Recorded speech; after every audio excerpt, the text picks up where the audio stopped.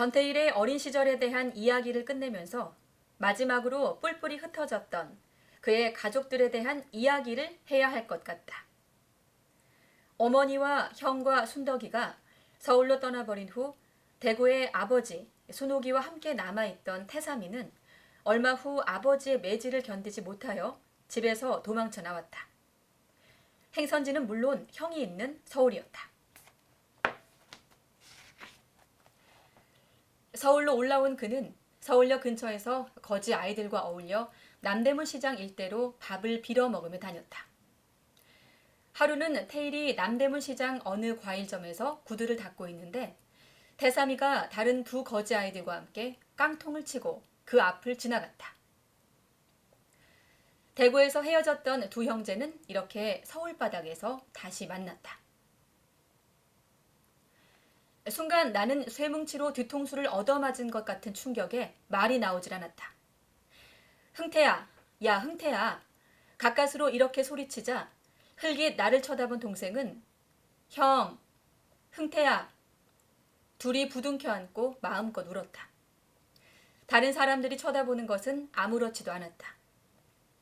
우는 그 순간은 아버지의 학대와 주위의 환경이 주는 모든 슬픈 여건 때문에 서름에 서름을 더해갔다. 다시 만난 형제는 나란히 구두통을 메고 서울 거리를 헤맸다. 그러던 어느 날 어머니의 옛 친구인 상률이 어머니 집에 갔다가 어머니가 서울에 계시다는 소식을 들었다. 어머니가 한번 다녀갔는데 어디에 있다는 얘기는 안 하더라며 언제고 다시 들르게 될 것 같으니 그때에 너희들 소식을 전하겠다고 했다. 그 후 형제는 상률이 어머니 소개로 남산동 50번지의 어떤 무허가 하숙집에서 심부름을 해주며 몸을 붙이고 살았다. 남산동 50번지는 남산 중턱, 지금의 케이블카 자리 밑에 있었는데 그 하숙집에서 태일이 형제는 산 아래턱까지 내려가 물지개로 물을 길어 나르는 일을 했다. 그 밖에도 온갖 잔심부름을 해주며 숱하게 매도 맞았다. 태삼이는 아직 구두 닦기 일이 서툴러서 형이 구두 닦으러 나간 사이에는 그 심부름들을 자연히 혼자서 도맡아 하다시피 했다. 돈을 벌자고 작정하고 서울길에 올랐던 태일의 어머니는 막상 대구역에 도착하고 보니 마음이 10번도 더 변하였다. 서울행 열차를 타야 할 것인가 말 것인가. 지금쯤 잠에서 깨어 엄마를 찾고 있을 어린 것들의 모습이 눈에 삼삼하여 도저히 발길이 떨어지지 않았다. 되돌아 집으로 달려가 그것들을 붙들고 실컷 통곡이라도 하였으면 싶은 마음에 가슴이 찢어지는 것 같았다. 그러나 그럴 수도 없었다. 지금과 같은 생활을 계속하다가는 6 식구가 내당동 흙집 단칸방에서 고스란히 굶어 죽든지 얼어 죽든지 할 판이었다. 나날이 끼니 걱정도 걱정이려니와 그보다도 당장 살을 내는 추위에 땔감 하나 없이 냉방에서 갈라진 벽 틈새로 들어오는 찬바람을 고스란히 맞으며 오돌오돌 떠는 어린 자식들의 정경을 도저히 눈뜨고 볼 수가 없었다. 며칠 전만 하더라도 태일이와 태삼이가 공장 근처에 가서 주워온 숯을 방 안에 피웠다가 가스 중독이 되어 어린 건 넷이 몰죽음을 당할 뻔하지 않았던가. 그녀는 마음을 독하게 먹고 서울행 열차에 올랐다. 열차가 대구역을 떠나서 시내를 벗어나는 지점에 이르렀을 때 그녀는 가슴이 터질 듯 답답해졌고 머리가 지끈거리는 것이 곧 미칠 것만 같았다. 남들이 담배를 피우는 것을 보니 담배라도 피우면 이 답답한 마음이 풀리지 않을까 하는 생각이 들었다. 착간에 떨어져 무사람들이 밟고 지나갔을 찌그러진 담배꽁초 하나를 주었다. 변소에 들어가 문을 안으로 걸어 잠그고 난생 처음으로 그 담배꽁초 하나를 다 피웠다. 며칠을 굶은 데다가 극심한 정신적 충격을 겪은 터라 그 담배 한 대에 의식을 잃었다. 이때부터 태일의 어머니는 답답할 때면 담배를 피워 무는 버릇이 생겼다. 서울에 도착한 어머니는 직업 소개소를 통하여 동대문 천일백화점 근처에 도원이라고 하는 요리집에 주방 식모로 들어갔다. 그날 밤부터 그녀는 당장 어린 것들이 지금 어떻게 지내고 있을까 생각하며 숨죽여 울었다. 또다시 정신이 몽롱해지고 미칠 것만 같았다. 이런 상태로 닷새를 지나고 나니 닷새째 되는 날 변소에 갔다가 대량으로 하혈을 하고 그대로 졸도해버렸다. 소개해준 사람이 우선 그녀를 병원에 입원시켜서 약 열흘간 치료를 받고 퇴원하였는데 그 치료비를 갚으려면 주방식모로 6개월 동안을 월급 없이 일을 해주어야 할 형편이 되었다. 도원 주인에게 하혈을 했다는 사실이 알려지지 않도록 하기 위하여 어머니는 몸에 무리가 가는 것도 돌보지 않고 일을 계속했다. 그러다 보니 건강이 갈수록 악화되어 매일같이 하혈을 하고 나중에는 의식불명 상태에 이르렀다. 마침내 주인이 그 사실을 알게 되자 어머니는 그 집을 나올 수밖에 없게 되었다. 이 무렵 어느 날 봄 김칫거리를 파는 때였다. 테일이가 주방문을 열고 들어섰다. 상률이 어머니로부터 연락을 받고 달려온 것이었다. 이 모자 상봉의 모습을 전태일은 뒷날 이렇게 묘사하였다. 문 밖에 서 있는 나의 초라한 모습과 부엌에서 행주치마에 손을 씻으며 나오시는, 말을 끝매지 못하시고 다른 사람이 볼세라 재빨리 행주치마로 눈물을 닦으시는, 몇 달 전보다 퍽이나 많이 늙어 보이는 어머니. 어머니와 아들은 처음 한동안은 멍하니 서로 바라보기만 했다. 버리고 왔던 자식을 다시 대면하는 어머니나 어린 여동생을 길바닥에 내버리고 그 어머니를 대면하는 아들이나 서로 죄스러운 심정이었다. 그로부터 얼마 후 어머니는 도원에서 쫓겨났다. 같이 일하던 처녀들이 인정상 한 달 월급은 주어서 내보내야 한다고 주인에게 집단적으로 대든 덕분에 어머니는 주인으로부터 돈 10,000원을 받을 수 있었다.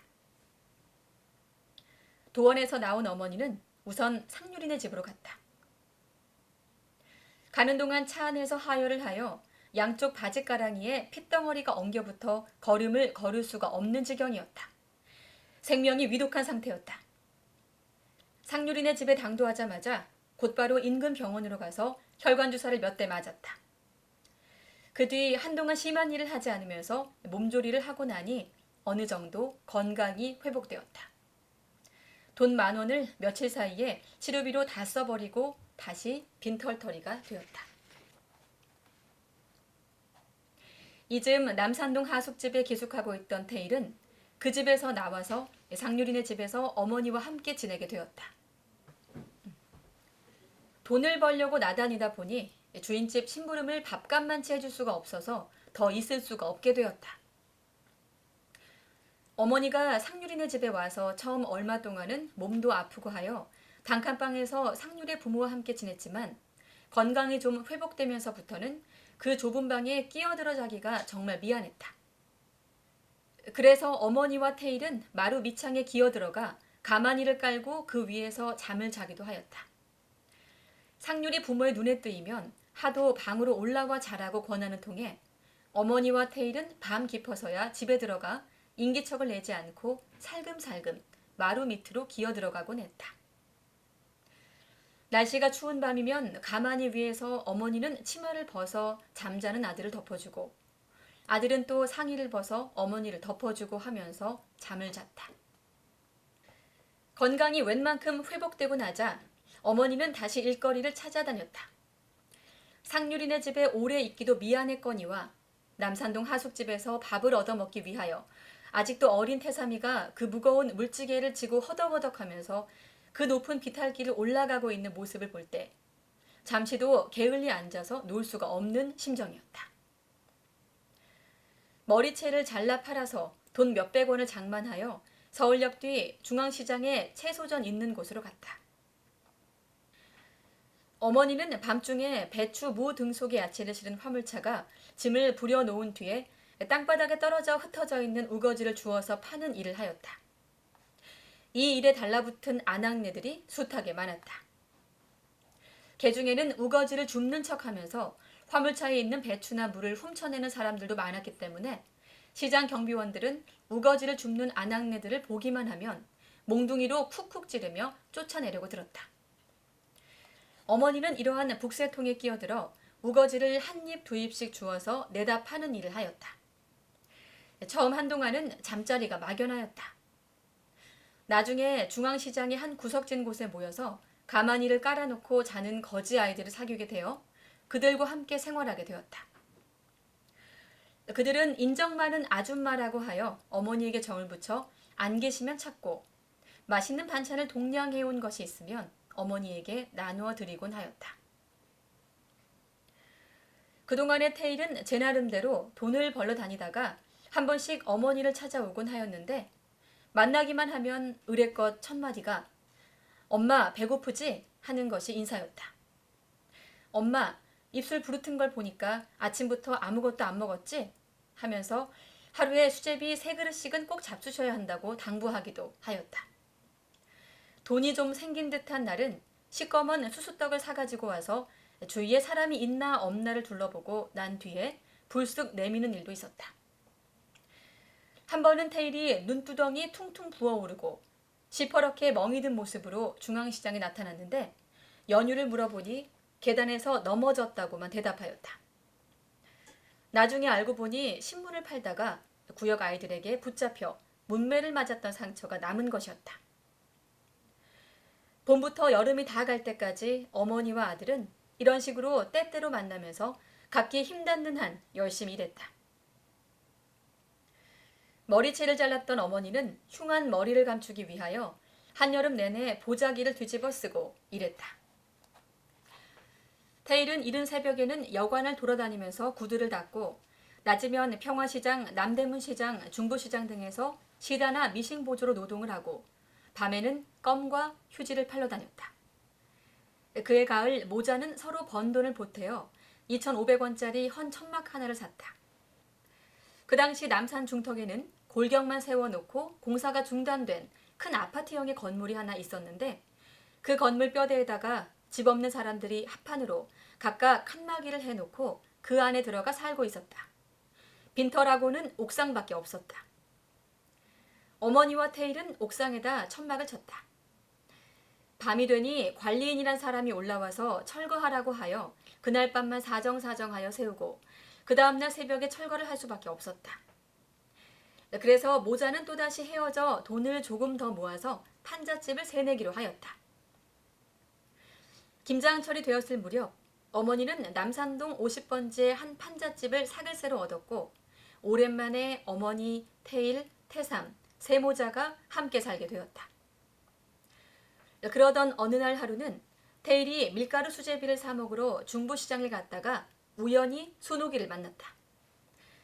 처음에 어머니가 서울에 올라오고 다음으로 테일이와 순덕이가 올라왔고 그 다음 태삼이가 올라온 뒤에 대구에 남았던 아버지와 순옥이가 마지막으로 서울에 올라왔다. 아버지는 중부시장에서 재단 일을 하고 있었다. 이렇게 하여 순옥과 아버지도 테일이랑 함께 살게 되었다.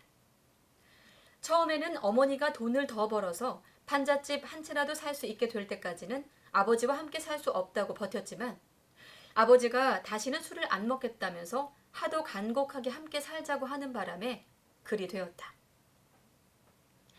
이제 남은 문제는 천호동 보육원에 맡겨둔 순덕이를 데려오는 일이었다. 원래 테일은 순덕이를 시청차에 실어 보낸 후 얼마 지나 시청 사회과로 순덕이의 행방을 알아본 결과 천호동 보육원에 가 있다는 것을 알았다. 신문 판돈으로 원생들 과자를 사들고 갈 수 있을 만큼 되자 그는 보육원으로 순덕이를 만나러 갔다. 만나보니 순덕이는 이미 바보가 다 되어 있었다. 오빠를 보고도 쫓아오지도 않았고 훌쩍훌쩍 울기만 하였다. 테일은 원장 선생에게 울면서 사정 얘기를 하고 돈을 벌어서 순덕이를 데리러 올 때까지 잘 돌봐달라고 애원하고 돌아서 나왔다. 새빵을 얻은 지 2달쯤 지난 후에 테일은 천호동 보육원에 가서 순덕이를 데리고 왔다. 집에 데려다 놓으니 바보처럼 멀뚱하니 앉아있기만 하고 어머니를 보고도 반가워할 줄도 몰랐다. 처음 한동안은 새벽 일찍 일어나서 세수하고 거울 앞에서 머리를 빗고 그러고는 아무 말 없이 묵묵히 앉아있곤 하였다. 왜 그러느냐고 물으면 그렇게 하고 있지 않으면 선생님께 야단 맞는다고 말했다.